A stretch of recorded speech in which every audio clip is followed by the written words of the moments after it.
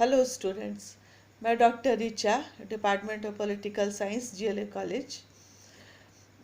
आज PG semester 1 के fourth paper आधुनिक भारतीय राजनीतिक चिंतन में डॉक्टर भीमराव अंबेडकर के सामाजिक न्याय के विचारों से आपको अवगत कराऊंगी।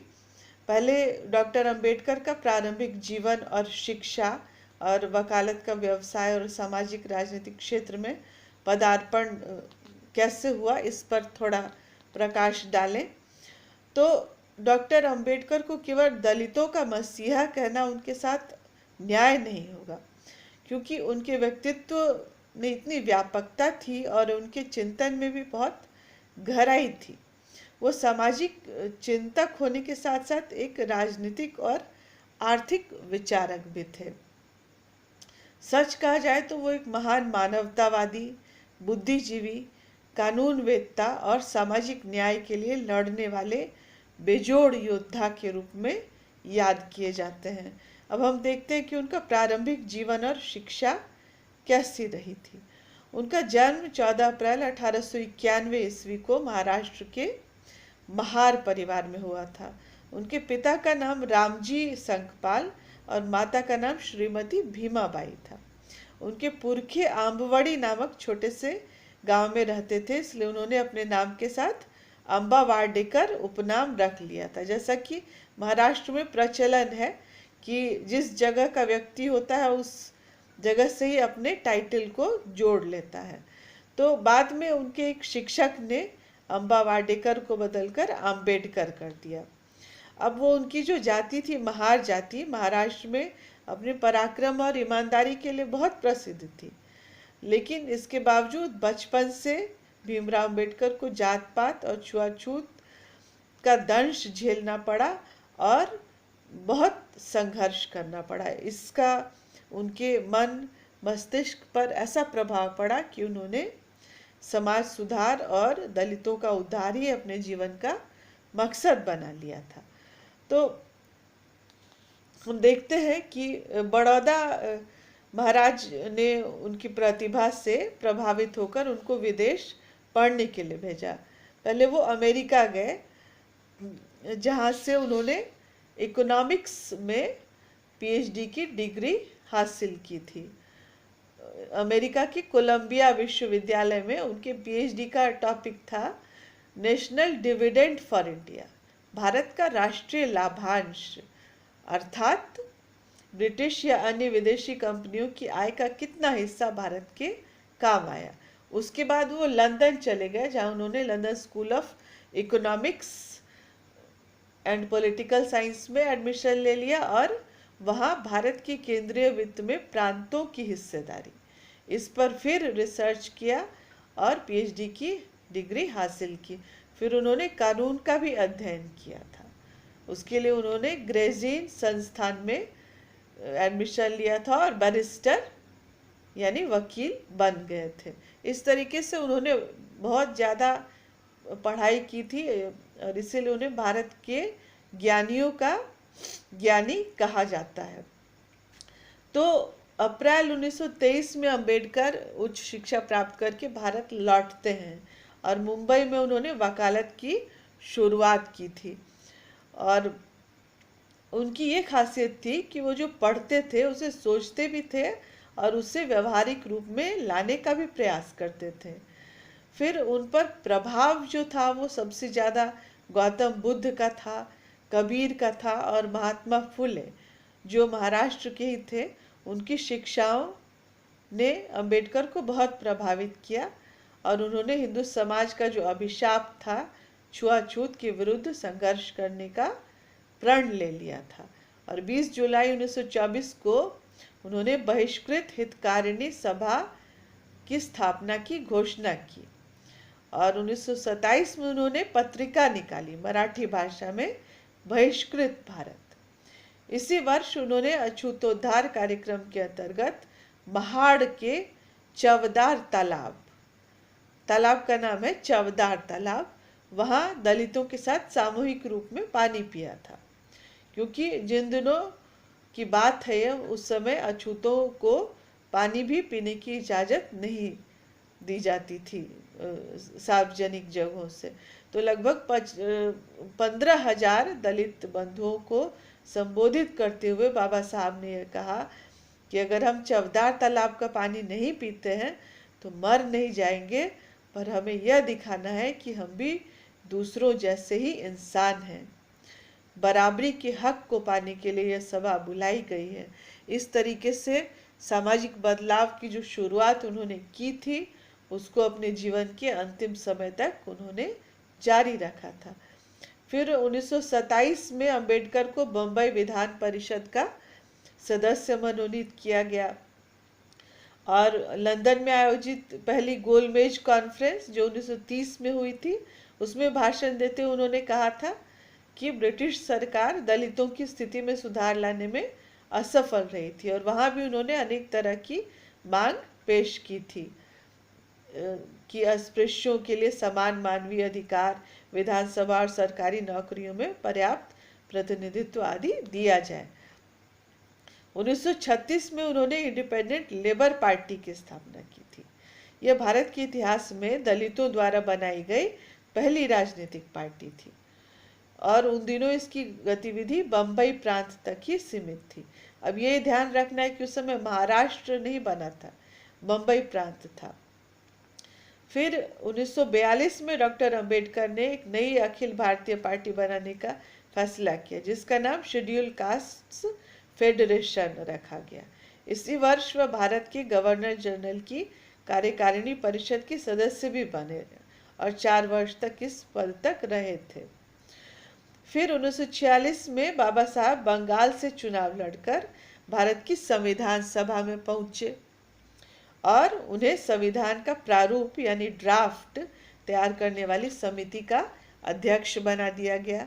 नेहरू जी के मंत्रिमंडल में वे भारत के पहले कानून मंत्री थे, लेकिन 1951 में कुछ बातों पर उनकी नेहरू जी से मतभेद हुए और उन्होंने अपने पद से त्याग पत्र दे दिया था।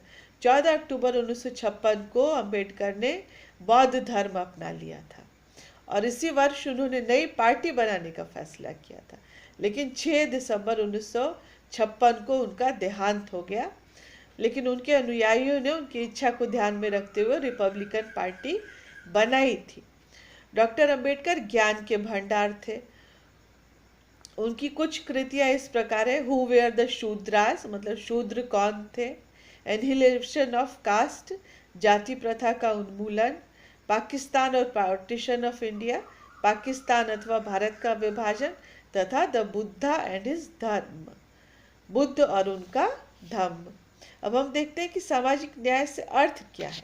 अब सामाजिक न्याय जो है एक ऐसी अवधारणा है जिसके अंतर्गत सामाजिक कल्याण के साथ साथ आर्थिक और राजनीतिक न्याय भी शामिल हो जाता है। इसके अलावा स्वतंत्रता, अवसरों की समानता और बंधुता का आदर्श भी उसकी परिधि में आ जाता है, क्योंकि स्वतंत्रता और समानता के बिना न्याय का आदर्श बिल्कुल बेकार और सारहीन हो जाता है। तो इस तरीके से सामाजिक न्याय के लिए डॉक्टर अंबेडकर लड़े और उस आदर्श की सिद्धि के लिए उनके जो प्रयास थे उस पर अब हम चर्चा करते हैं। सबसे पहले जो उनका विचार था, वर्ण व्यवस्था और कर्म फल के सिद्धांत का उन्होंने खंडन किया था। महात्मा गांधी और डॉक्टर अंबेडकर में बहुत सी बातें समान थी। दोनों दलितों का उद्धार करना चाहते थे, किंतु वर्ण व्यवस्था, जाति व्यवस्था के बारे में दोनों के बीच बहुत भारी मतभेद था। गांधी जी पुनर्जन्म और कर्म फल में विश्वास रखते थे, जिसका सारांश क्या है कि पिछले जन्म के कर्म का फल इस जन्म में भोगना पड़ता है और इस जन्म के अच्छे कामों का प्रतिफल अगले जन्म में मिलेगा। तो डॉक्टर अंबेडकर ने इस फिलॉसफी को बिल्कुल स्वीकार नहीं किया, क्योंकि इससे दलित वर्ग अपने आप को और असहाय महसूस करने लगता। इसके अलावा कर्म फल का सिद्धांत ऊंची जाति वालों के हृदय में दलितों के कष्ट के प्रति आक्रोश के बजाय उदासीनता पैदा करता है। तो डॉक्टर अंबेडकर की मान्यता यह थी कि दलितों को किसी की उदारता पर भरोसा न करके स्वयं अपनी मुक्ति की तलाश करनी पड़ेगी। डॉक्टर अंबेडकर ने दलितों को ये सिखाया कि अपने बच्चों को स्कूल भेजें, क्योंकि शिक्षा के बिना जागृति संभव नहीं है। साथ ही उन्होंने मदिरापान जैसी बुराइयों को भी छोड़ने की सलाह दी थी। फिर उनका दूसरा विचार जो है वो जाति प्रथा का उन्मूलन। डॉक्टर अंबेडकर के शब्दों में मनु ने जाति विधान का निर्माण नहीं किया और न वह ऐसा कर सकते थे। जाति प्रथा मनु से पहले से विद्यमान थी, वह तो सिर्फ इसके पोषक थे। इसलिए मनु ने अपना जो दर्शन दिया था वो उस रूप में दिया। जाति प्रथा का मूल आधार जन्म है। जाति प्रथा के कारण हिंदू समाज असंख्य ईसाइयों में बंट गया।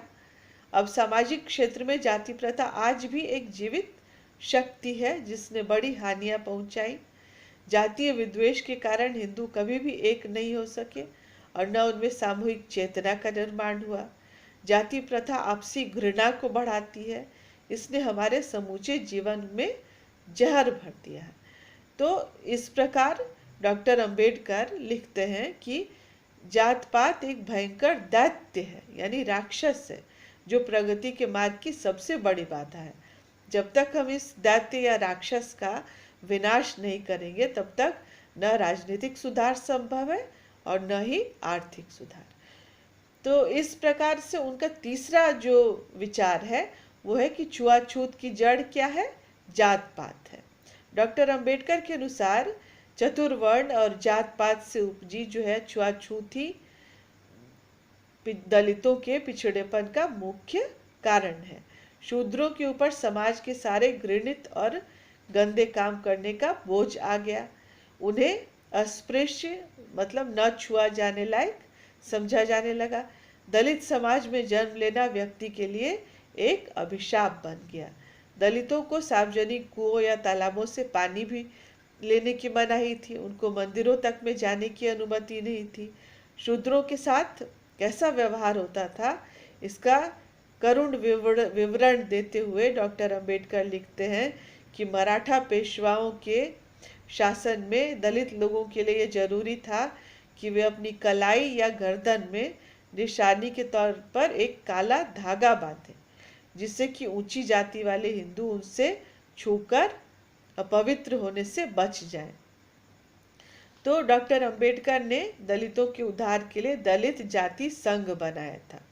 महात्मा गांधी ने अछूतों को हरिजन नाम दिया। जब उनसे यह पूछा गया कि अछूत यदि हरिजन है तो बाकी हिंदुओं को वो क्या कहेंगे, तो गांधी जी का उत्तर था दुर्जन। बाद में उन्होंने इस प्रयोग अपने लेखों में नहीं किया था, इसलिए अंबेडकर के अनुयायियों को हरिजन शब्द के प्रयोग पर आपत्ति थी और उन्होंने दलित शब्द का प्रचार किया।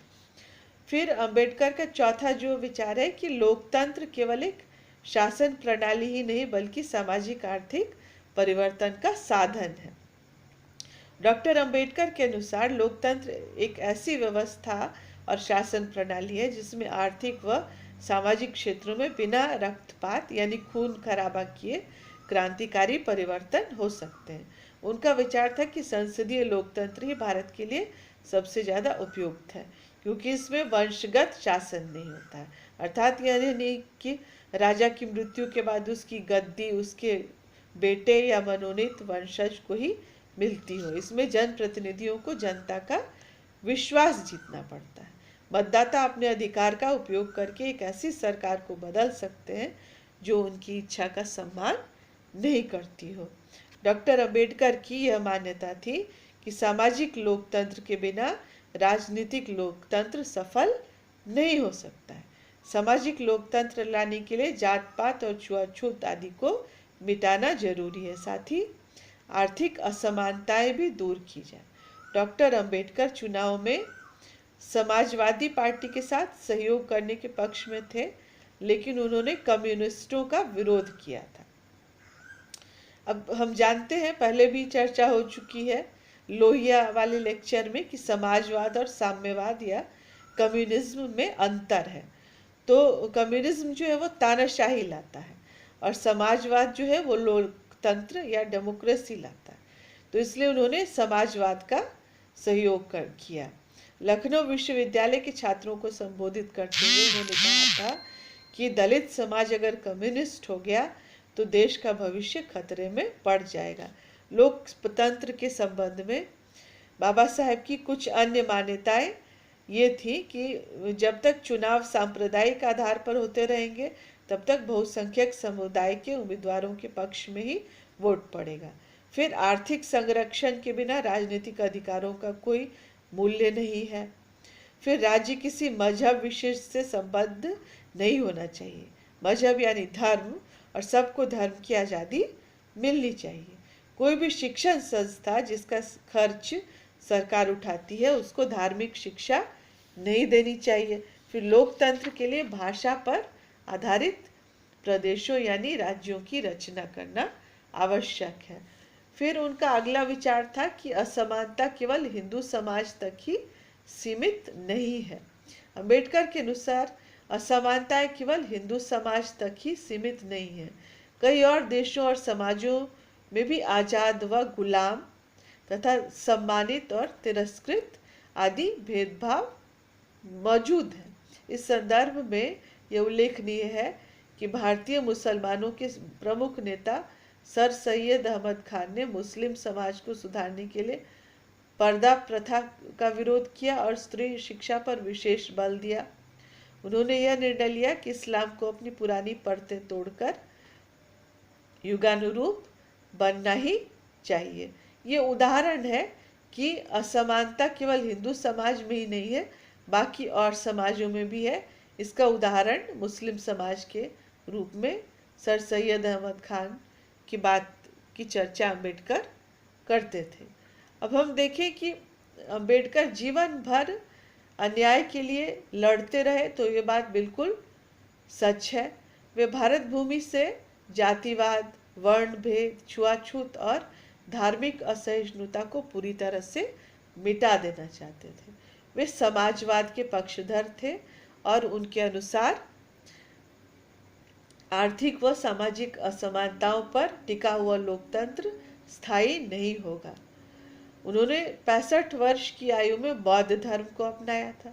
बौद्ध धर्म में दीक्षा लेने से ठीक एक दिन पहले एक प्रेस कॉन्फ्रेंस को संबोधित करते हुए उन्होंने कहा था कि मैंने गांधी जी को आश्वासन दिया था कि मैं कोई ऐसा मार्ग नहीं अपनाऊंगा जिससे हिंदू धर्म की हानि हो, और बौद्ध धर्म को अपनाने से हिंदू धर्म की हानि कम से कम हो रही है, क्योंकि बौद्ध धर्म भारतीय संस्कृति का ही अंग है। अब भगवान दास नामक विचारक लिखते हैं कि बाबा साहब अम्बेडकर का विश्वास था कि मानव समाज के लिए आज ऐसे धर्म की जरूरत है जो आदमी को आदमी से जोड़ता हो, सामाजिक जिम्मेदारी को बढ़ावा देता हो, नैतिकता जिसकी मूल बुनियाद हो और विज्ञान से वो न टकराता हो। तो डॉक्टर अंबेडकर को बौद्ध धर्म में ये सब अच्छाइयाँ नजर आती थी और बौद्ध धर्म अपनाने के बाद उनका देहांत हुआ। Okay, thank you.